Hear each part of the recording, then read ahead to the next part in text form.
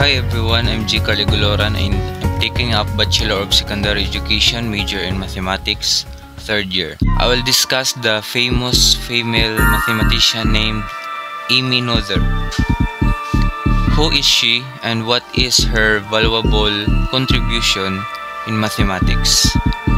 Amy Noether was a pioneering German mathematician born in 1882. She made significant contributions to the fields of abstract algebra and theoretical physics. Despite facing gender-based discrimination, she left an indelible mark on mathematics and science.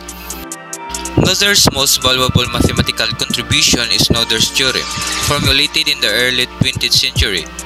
This theorem established a deep connection between symmetries in nature and the conservation laws that govern physical systems. Essentially, it states that for every continuous symmetry in a physical system, there is a corresponding conserved quantity. For example, the conservation of energy, momentum, and angular momentum. In the realm of algebra, Noether made groundbreaking advancements. She developed the theory of rings, fields, and groups, providing a more abstract and general framework for understanding algebraic structures.